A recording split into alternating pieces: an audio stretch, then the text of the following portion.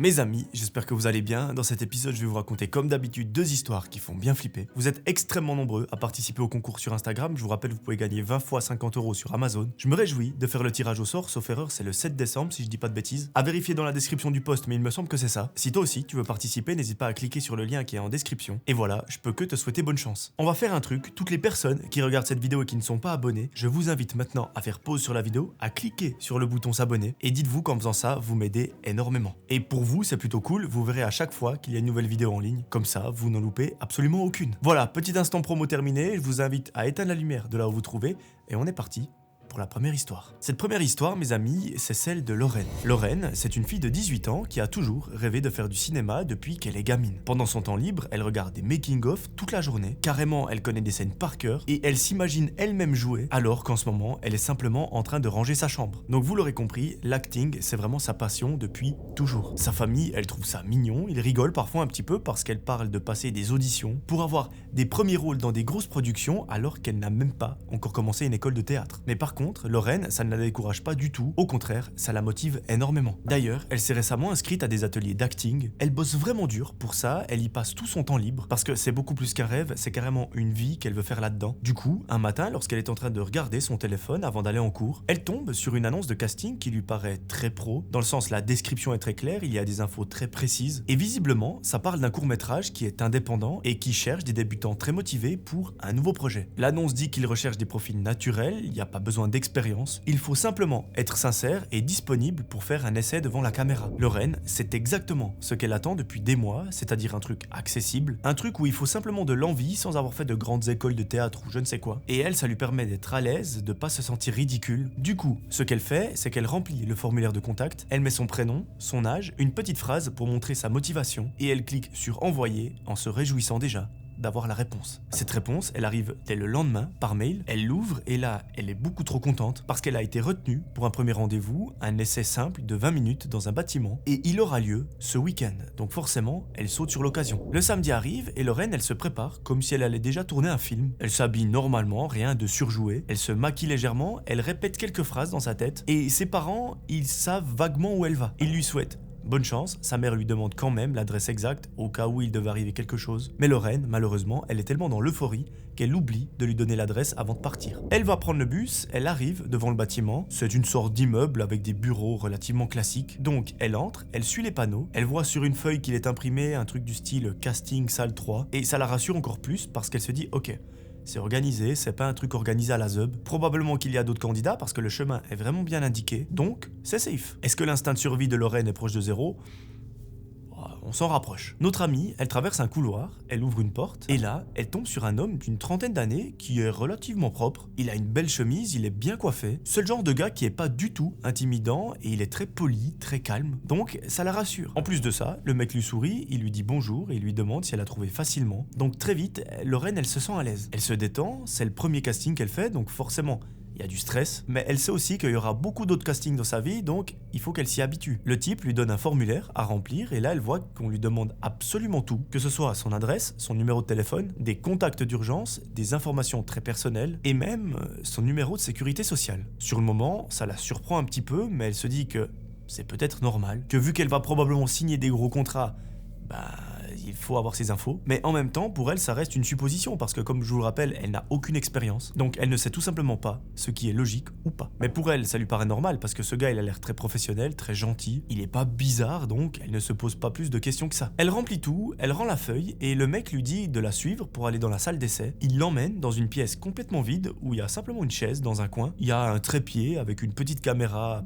plutôt pourri qui est posé dessus. Sur le moment, elle trouve ça un peu étrange, mais elle se dit que peut-être c'est un truc indépendant en mode vite fait, qu'ils n'ont pas mis un budget incroyable dans cette production, et que, après tout, l'essai caméra, ça sert juste à voir sa façon de bouger, de parler, de s'exprimer, c'est pas pour faire un film d'une qualité cinéma. Bref, elle pose son sac sur la chaise, elle se place face à la caméra et elle écoute ce que le mec lui demande de faire. L'homme lui dit que d'abord elle doit marcher, ensuite faire comme si elle courait et réagir comme si une menace s'approchait. Donc vous l'aurez compris, faire la tête qu'il y a sur mes miniatures serait d'horreur. Là, elle doit vraiment s'exprimer avec de la peur, de la surprise et même de l'urgence. Donc, vous allez me dire, c'est pas simple pour une débutante qui n'a jamais pris de cours de théâtre. Mais bon, Lorraine, vous la connaissez, elle joue le jeu, elle fait ce qu'on lui dit de faire, elle court un peu, elle essaye d'incarner la peur, elle joue la surprise en même temps en essayant d'être crédible, mais sans contexte, on est d'accord, c'est un peu dur et surtout un petit peu malaisant. Le mec ne lui dit pas du tout dans quelle situation elle doit se trouver, il reste très vague et il lui dit écoute, fais comme si tu avais peur, comme si tu étais pressé, et Lorraine, c'est ce qu'elle fait. Pendant quelques minutes, tout ressemble à un vrai essai, même si l'ambiance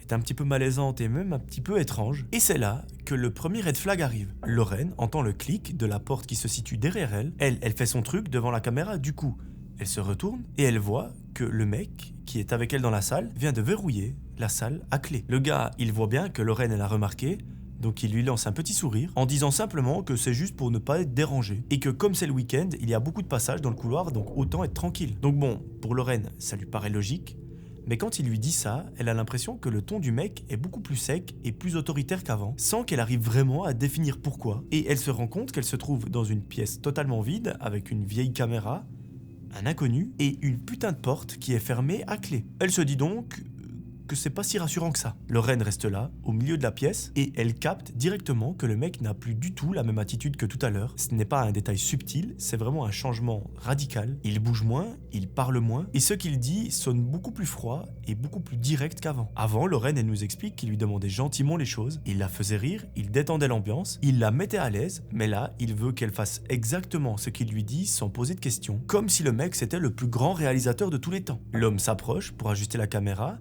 et Lorraine, elle remarque directement qu'il la regarde différemment. Et c'est pas comme quelqu'un qui observe un jeu, mais comme quelqu'un qui observe comment elle réagit. Et ça, à Lorraine, ça lui fait monter une vague de panique qu'elle essaye de cacher pour pas lui montrer que quelque chose cloche et qu'elle commence à flipper, à se poser des questions. Au même moment, le mec se met à lui poser des questions qui n'ont rien à voir avec le casting. Genre, il lui demande si elle vit seule, si quelqu'un est au courant qu'elle est venue à ce casting, ou même si quelqu'un doit venir la chercher après. Il lui pose ces questions calmement, mais pas avec un calme très rassurant, plutôt un calme bizarre, comme si les réponses étaient importantes pour lui et pas pour l'organisation du casting. Du coup, vu qu'elle se méfie un peu, elle invente vite fait une excuse, elle dit que sa mère doit venir la récupérer, elle invente un truc qui sonne vaguement crédible, juste pour que ça lui donne l'impression qu'elle est venue seule sans prévenir personne. Et malheureusement, c'est le cas. Je vous rappelle, elle est venue, elle n'a même pas donné l'adresse à sa mère, donc bah voilà, c'est pas ouf comme situation. À un moment, le mec lui dit « Ah oui, ta mère doit savoir où on est ?»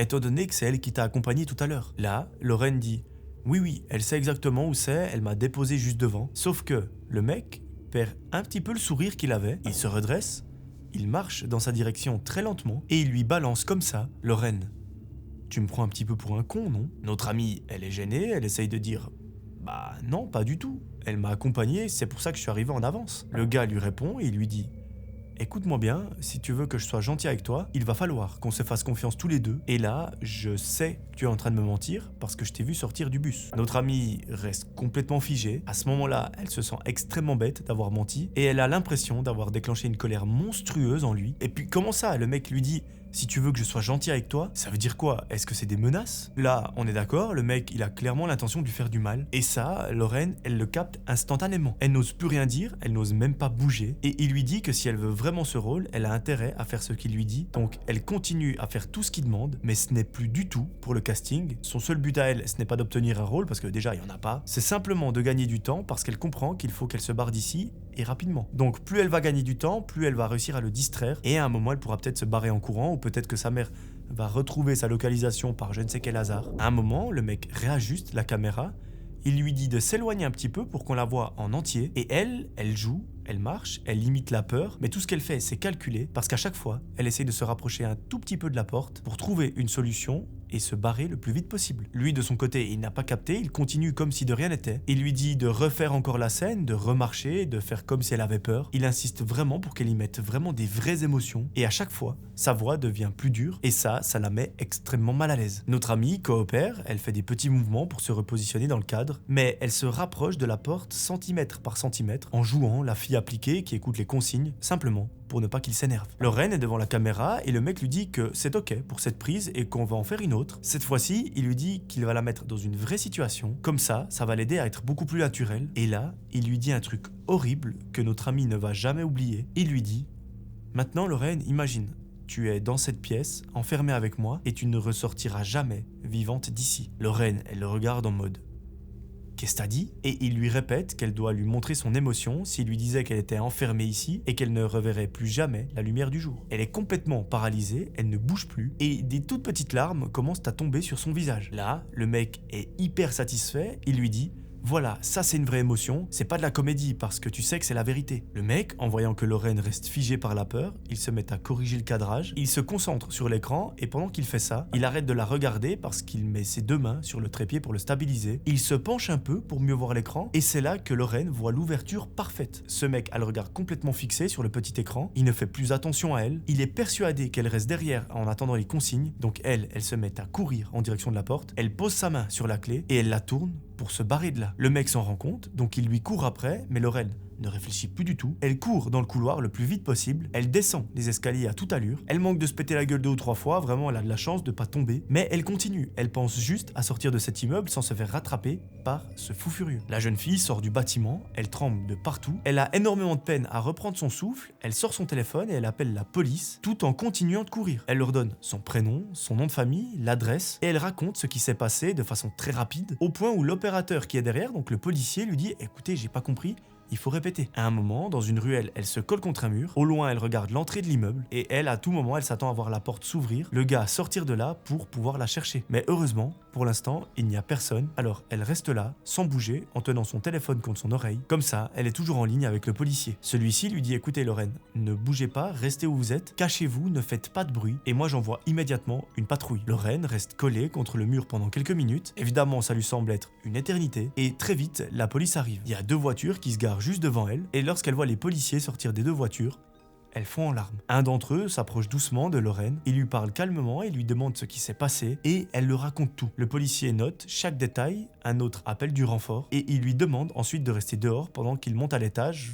pour voir ce qui se passe. Elle voit les policiers qui entrent dans le bâtiment, elle sait très bien que s'il est encore là, ils vont forcément le trouver, et quelques minutes plus tard, elle voit un policier qui ressort en disant que l'homme s'est échappé, et que malheureusement, il n'est plus là. Donc, ils font monter Lorraine avec eux pour vérifier qu'ils parlent bien de la même salle. Ils ouvrent la pièce, ils mettent des gants et elle leur dit tout de suite que c'est bel et bien cet endroit où elle était il y a quelques minutes. Et en s'approchant un peu plus, le policier remarque que la caméra tourne encore. Alors, il stoppe l'enregistrement, il va à la première minute et c'est là qu'on voit l'homme qui est en train d'allumer la caméra. Quelques secondes plus tard, on voit Lorraine qui entre dans la pièce et qui tourne sa pseudo-pièce de théâtre. Et en regardant l'enregistrement, les policiers voient un détail que Lorraine ne semble pas avoir aperçu au tout début. Sur la veste de l'homme, il y a un badge avec écrit « Agent d'entretien dans le bâtiment C9 » et les policiers se regardent parce qu'ils semblent avoir compris quelque chose. Effectivement, ce n'est pas du tout un lieu pour des productions, il n'y a pas d'équipe, pas de bureau réservé, ça a simplement l'air d'être un mec qui connaissait le coin, qui savait que le week-end les locaux étaient complètement vides et qui s'en servait pour attirer des personnes pour un pseudo-casting. Lorsqu'ils comprennent ça, les policiers emmènent Lorraine au commissariat pour qu'elle explique tout clairement et en chemin, elle reçoit un message. Quand elle l'ouvre, elle comprend que c'est ce mec, c'est le gars du casting qui vient de lui écrire, parce que je vous le rappelle, sur sa feuille de renseignement, elle a renseigné son numéro. Lorraine lit le message et c'est un long truc où il lui reproche d'être partie sans prévenir, où il lui dit qu'elle aurait dû lui faire confiance, qu'elle ne deviendra jamais comédienne avec ce genre de comportement. Et le problème, c'est que ce message, il est rempli de menaces. À un moment, il lui dit par exemple, si tu me dénonces à la police, je sais exactement où tu habites. Et évidemment, Lorraine, elle flippe. Donc elle montre le message aux policiers. Ils lui disent de ne surtout rien répondre, de garder le téléphone comme preuve et de rester avec eux jusqu'à qu'ils aient retrouvé l'homme. C'est seulement maintenant que Lorraine, elle réalise l'ampleur de ce qui aurait pu arriver si elle avait décidé de rester et de faire confiance à ce mec. Dans la voiture des policiers, Lorraine envoie un message à sa mère pour lui dire de venir la rejoindre au poste et que visiblement, c'est très urgent. Au commissariat, elle répète tout en boucle à un officier. Elle raconte comment elle a trouvé l'annonce, comment tout lui paraissait normal au début. Et ce qui est bien, c'est que le numéro de téléphone et le badge qu'ils ont vu sur la vidéo, eh bien ça permet aux policiers de pouvoir fouiller un petit peu les entreprises qui se situent aux alentours pour voir s'il y a un employé qui correspondrait éventuellement à lui. Lorraine, elle reste dans une salle d'attente avec une couverture sur les épaules en étant complètement vidée de toute émotion. Quelques minutes plus tard, sa mère arrive au commissariat en étant abasourdie par ce qu'elle a entendu. Et quelques heures plus tard, un des officiers s'approche d'elle pour leur expliquer que voilà, apparemment, ils ont identifié cet homme et qu'ils ont carrément pu l'arrêter parce que ce con, il est retourné dans un autre immeuble, donc là où il travaillait vraiment, il s'est posé à la cafétéria en train de discuter avec 2 autres personnes et qu'en fait il s'est grillé parce qu'il a parlé de ça à une des 2 personnes et il y en a une qui s'est dit mais attends c'est bizarre ce qu'il nous raconte, je vais quand même peut-être contacter la police parce qu'apparemment il se vantait d'avoir enfermé une jeune fille, donc il s'est grillé absolument tout seul. Quand ils l'ont interpellé et qu'ils l'ont fouillé, ils ont évidemment trouvé la feuille de Lorraine avec toutes ces informations. Il y a d'autres fiches qui concernent d'autres personnes et le policier il essaye de pas tout dire à Lorraine et sa mère pour pas les inquiéter, mais visiblement ce mec il en est pas à son coup d'essai. Le soir même, très tard, Lorraine et sa mère rentrent chez elle et vous imaginez bien que la petite famille n'en a pas dormi de toute la nuit. Le lendemain, la police rappelle la mère de Lorraine pour lui dire que ce gars a été placé en garde à vue, qu'ils ont toutes les preuves contre lui et que probablement il n'est pas prêt de ressortir. Ce qu'il conseille de faire, c'est de changer le numéro, de peut-être même changer d'adresse et surtout de rester prudente avec les annonces en ligne à l'avenir. La mère remercie du fond du cœur le policier de toute son aide, d'avoir mis la main sur ce mec qui aurait pu probablement kidnapper sa fille ou même lui ôter la vie. Elle monte dans la chambre de Lorraine et elle lui explique que voilà, maintenant les annonces en ligne,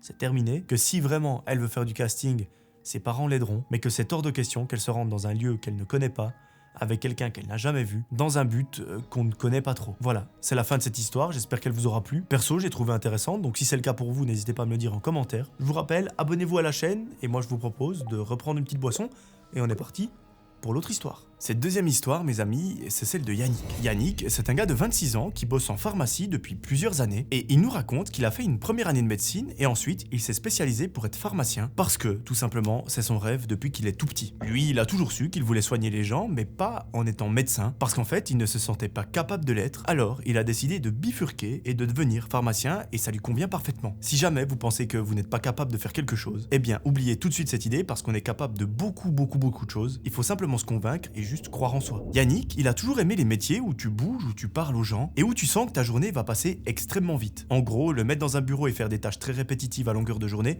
c'est pas pour lui. Yannick, il a une petite amie depuis quelques années et apparemment, il l'a rencontrée pendant ses études en pharmacie et entre les deux, c'est absolument merveilleux. Malheureusement, elle n'a pas continué dans cette voie, elle a trouvé ça un petit peu trop intense et du coup, ce qu'elle a fait, c'est qu'elle a créé un truc rien à voir, elle a fait sa propre entreprise et cette situation leur convient parfaitement aux deux. Yannick et sa copine, ils s'entendent extrêmement bien les deux, ils vivent même ensemble dans un petit appartement pas trop loin de la pharmacie où travaille Yannick. Donc pour lui, c'est plutôt cool pour se rendre au travail. Cette pharmacie, elle est dans une rue qui est assez fréquentée, c'est là où les gens entrent et sortent sans arrêt. Donc il voit passer à peu près de tout, que ce soit des personnes pressées, des personnes un petit peu plus âgées qui prennent bien leur temps, des étudiants qui débarquent au dernier moment pour acheter un truc juste avant la fermeture. Donc Yannick, il commence à être habitué, il commence à connaître les personnes et généralement, le matin, lorsqu'il arrive, il sait à peu près comment sa journée va se dérouler. Notre ami, il s'entend extrêmement bien avec ses collègues, ils sont tous super sympas et d'ailleurs, la plupart, ils sont plus âgés que lui. Il y en a un seul qui le kiffe pas trop, mais bon, c'est pas trop grave, il se voit pas beaucoup. Alors il arrive à passer au-dessus de tout ça, à en faire abstraction et à vivre sa petite vie. Il nous explique que dans son taf, il fait souvent les mêmes horaires, c'est-à-dire qu'il fait toujours l'après-midi jusqu'à la fermeture, et à force de faire ces mêmes horaires,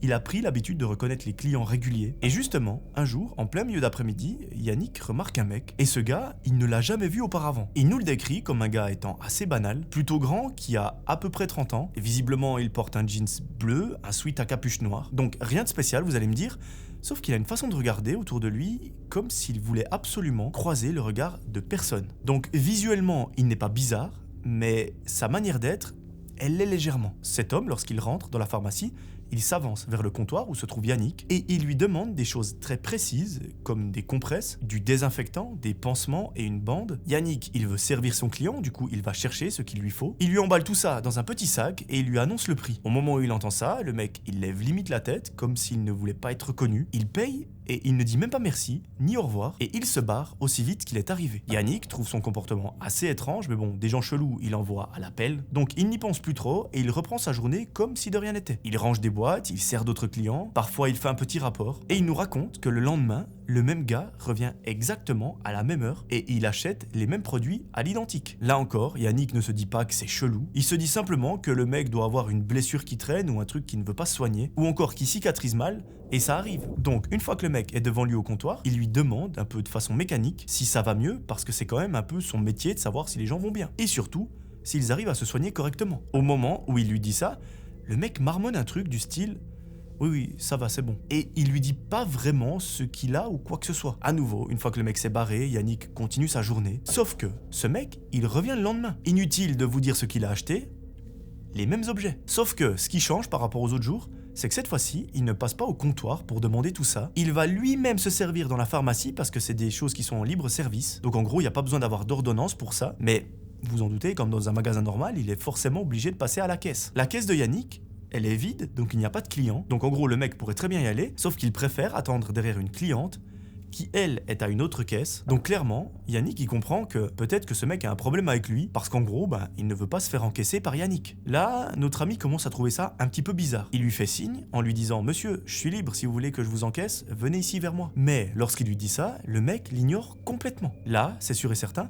ce mec préfère clairement attendre derrière une autre cliente. Et le premier truc que Yannick se dit, c'est que peut-être il n'a pas apprécié qu'il lui pose une question. Donc lorsqu'il lui a demandé « Est-ce que monsieur ça va, vous arrivez à vous soigner ?» C'est un peu la seule explication qu'on a pour le moment. Une fois que le mec a payé et qu'il est sorti de la pharmacie, Yannick en parle vite fait à un de ses collègues, juste en lui disant que soit ce mec c'est un collectionneur fou de pansements et de bandes, soit il s'est installé un cabinet de premier secours chez lui. Son collègue, il rigole et il lui dit qu'il l'a aussi servi une fois et que d'ailleurs, il l'a trouvé un petit peu chelou, qu'il respirait comme quelqu'un qui vient de courir un marathon et surtout qu'il gardait sa main dans sa poche comme s'il cachait quelque chose. Les jours passent et le mec revient encore et encore, toujours avec la même liste d'achats et toujours cette même façon de regarder Yannick. Il ne sourit jamais, il n'a pas du tout l'air amical. Vraiment, ce mec, il a l'air dépourvu de toute émotion. On parle pas simplement d'un client timide, parce que ça arrive, il y a des gens qui sont un petit peu réservés, mais ce gars, il a constamment l'air d'être à deux doigts de péter un câble et de buter Yannick. Plus le temps passe, plus les employés de la pharmacie, dont Yannick, trouvent qu'il y a quelque chose qui colle pas. Notre ami, il a beau essayer de ne pas se faire des films à chaque fois que ce mec entre dans la pharmacie,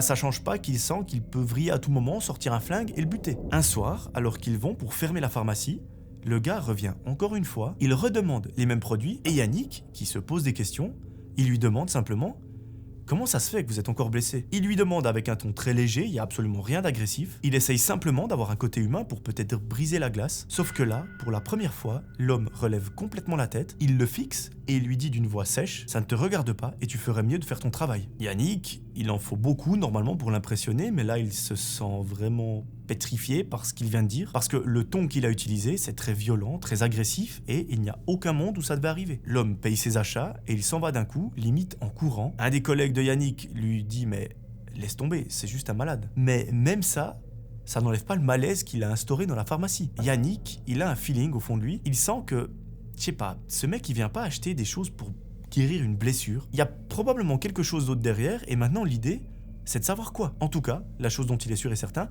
c'est que s'il y a bel et bien autre chose derrière, c'est que c'est quelque chose de très sombre et que peut-être c'est assez grave. C'est précisément à partir de ce moment-là que Yannick commence vraiment à cogiter jour et nuit. Il essaye de trouver une explication logique au comportement de ce gars, mais malheureusement, rien ne tient la route. Il n'y a absolument rien qui peut expliquer pourquoi ce mec est très chelou. Parce qu'on peut se dire, qui se blesse chaque jour au point d'acheter tout ce matériel? À la limite, tu faisais du vélo, tu te pètes la gueule, tu t'éclates le genou, tu viens acheter une fois une bande, tu viens acheter quelques pansements, du désinfectant, mais tu viens pas les racheter tous les jours pendant 3 semaines. Et surtout, qui revient chaque fois à la pharmacie avec un air complètement nerveux, simplement pour acheter des choses qui ne sont pas sous ordonnance? Enfin bref, vous l'aurez compris, il y a énormément de questions mais pas une seule réponse. La seule qu'il a, c'est qu'il sait pourquoi cette personne vient souvent dans cette pharmacie. C'est très simple en réalité.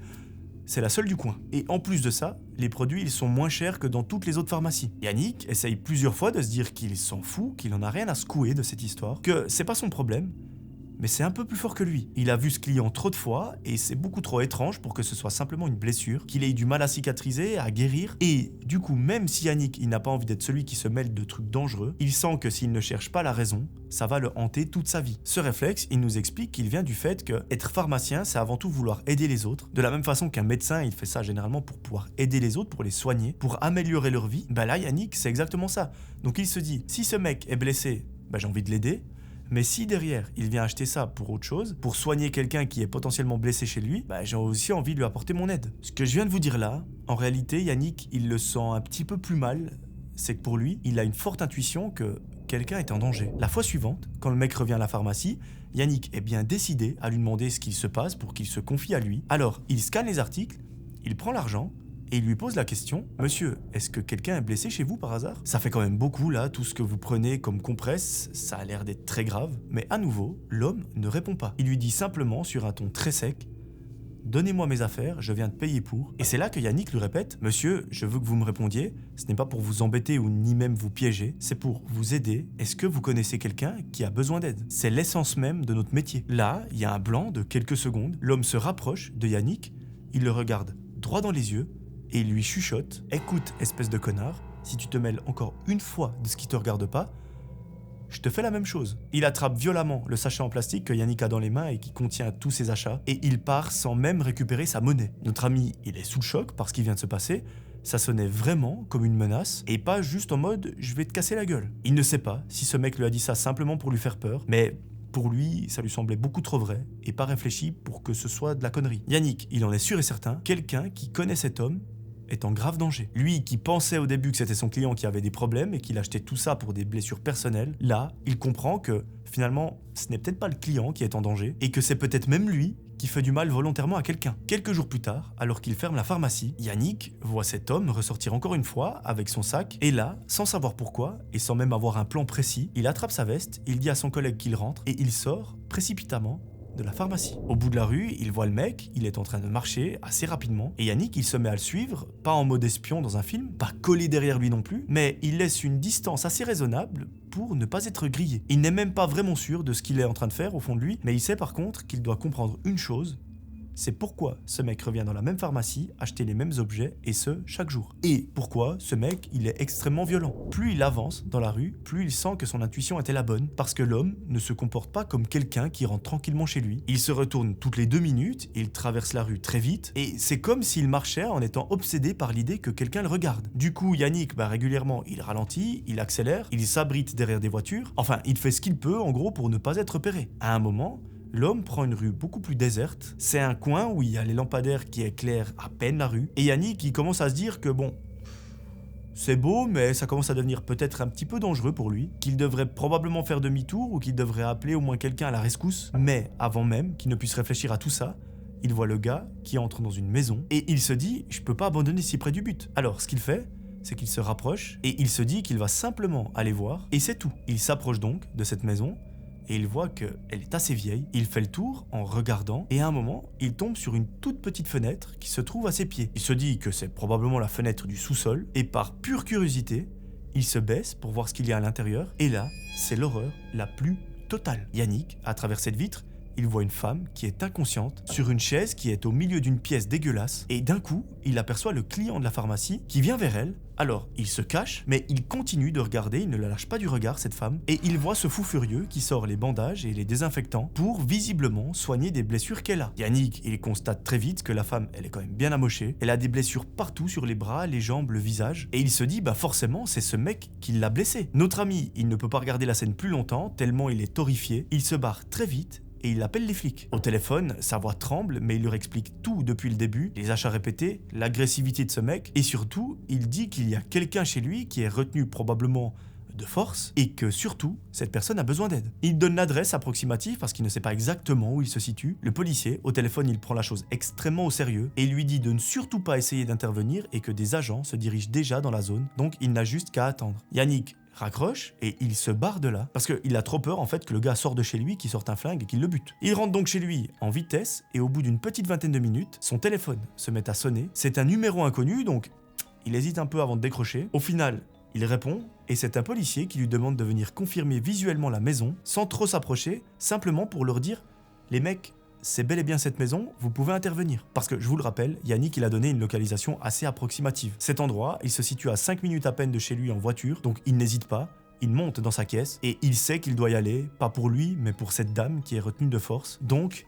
il appuie sur l'accélérateur. Arrivé sur place, il se tient à distance, les policiers viennent vers lui et il hoche la tête en montrant du doigt la maison, et celle-ci, elle se trouve au fond de la ruelle. Les policiers lui font un signe pour lui dire merci, ils lui demandent de rester derrière les voitures, hors de vue, du coup il se met à l'abri, et un truc qu'il entend, c'est le bruit des talkie-walkie, des pas, des armes qui sont en train d'être chargées, et à partir de là, tout s'enchaîne très vite. Les policiers foncent discrètement vers la porte d'entrée, un agent force l'accès, 2 autres descendent directement par la rampe qui mène vers le sous-sol, un autre policier prend l'escalier vers les étages, et Yannick, lui, il est derrière sa caisse en train de regarder la scène comme s'il était dans un film. À ce moment, il y a 2 minutes qui passent, puis 3, puis 4, puis 5, jusqu'au moment où il entend un énorme cri. Les policiers ressortent presque aussitôt du sous-sol et là, ils tiennent quelqu'un. Cette personne, c'est une femme, elle est très pâle, très maigre, comme si elle n'avait pas mangé, ni même vu la lumière depuis des semaines, et surtout, elle est couverte de marques partout sur l'ensemble de son corps. Ses jambes tremblent tellement qu'elle marche à peine, donc chaque policier la soutient d'un côté, et il crie à l'autre équipe que la victime est vivante, et forcément Yannick, il entend tout, mais en entendant cette phrase, il est soulagé, parce que ce n'est plus une simple intuition. C'est vrai, il y avait vraiment quelqu'un qui était en danger dans sa cave. Et ce mec, en fait, il achetait pas du tout pour lui-même. Il achetait pour aller soigner quelqu'un. Notre ami, il ne sait pas du tout regarder tellement il est choqué. Les policiers remontent avec la femme et ils voient une silhouette qui est mise au sol, la tête plaquée contre le béton, les dents qui sont en train de râper le gravier pour voir si ça a bon goût. Cette personne est menottée, immobilisée par 2 agents et vous vous doutez bien de qui il s'agit. C'est ce psychopathe. Alors lui, c'est le vrai fou du bus, il crie, il insulte la mère de tout le monde et il se débat tellement fort qu'à un moment... un policier va faire un geste qu'il n'aurait peut-être pas dû, mais il va tout simplement lui mettre une tarte de forain. En voyant ça, Yannick, il a un petit sourire parce qu'il est content finalement de voir que la vie fait bien les choses. Mais en tout cas, lui, il est soulagé parce que cette femme, dans quelques jours, elle serait probablement morte s'il n'était pas intervenu. Plus tard, au commissariat, Yannick, il apprend toute l'histoire. Visiblement, cette femme était portée disparue depuis plusieurs semaines, au point où sa famille pensait qu'elle avait fugué et qu'elle ne donnerait plus jamais de nouvelles. Donc évidemment, personne n'imaginait qu'elle était enfermée à quelques rues d'ici, dans un vieux sous-sol avec un fou du bus. Ce gars, en fait, il l'avait enlevée, il l'avait attachée dans sa cave et il lui infligeait régulièrement des blessures, pas pour la tuer, mais pour la garder sous son emprise. Et les allers-retours à la pharmacie, c'était forcément pour la maintenir en vie assez longtemps. Les policiers disent à Yannick que très peu de gens réagissent comme lui, parce que ces derniers temps, il voit tellement de monde fermer les yeux sur des atrocités, soit par paresse, soit par égoïsme ou par peur, que finalement ça les surprend de tomber sur quelqu'un qui appelle à l'aide pour une autre personne. Donc les policiers, ils remercient du fond du cœur Yannick, ils le félicitent pour son courage, et vous vous en doutez bien, après cette histoire, Yannick, il sait qu'il ne travaillera probablement plus jamais de la même manière, il sera beaucoup plus attentif, beaucoup plus à l'écoute, il fera beaucoup plus attention parce qu'il sait désormais que parfois le mal... il n'a pas de visage particulier et qu'il peut se cacher derrière des gestes complètement banals comme acheter un pansement dans une pharmacie. Donc mes amis, si demain vous allez dans une pharmacie parce que vous êtes mangé la gueule dans les escaliers de l'école et que la personne en face achète des pansements et des compresses et des désinfectants, vous saurez peut-être qu'il y a quelqu'un dans sa cave. Voilà, c'est la fin de cette histoire, j'espère qu'elle vous aura plu. En tout cas, j'ai pris comme d'habitude un réel plaisir à la raconter. J'espère que ça s'est ressenti. Franchement, j'en ai aucune idée. Dites-moi dans les commentaires si vous aimez ma narration. J'ai l'impression qu'elle change un petit peu avec le temps, donc voilà. Dites-moi ce que vous en pensez, je prends tous les commentaires. Enfin, sauf ceux qui disent que plagiat Squeezie, que j'utilise de l'IA de temps en temps, enfin bref, ça... je vous aime pas ceux qui disent ça. Voilà, j'ai fini de me plaindre, n'hésitez pas à venir me rejoindre sur Instagram, à vous abonner à cette chaîne, à mettre votre plus beau pouce bleu, et d'ailleurs, prochainement, j'aurai une bonne nouvelle. Mais je vous spoil pas. Je vous fais des gros bisous, je vous retrouve très vite pour un nouvel épisode, et d'ici là, j'aimerais que vous preniez soin de vous. C'était Melvin, ciao ciao.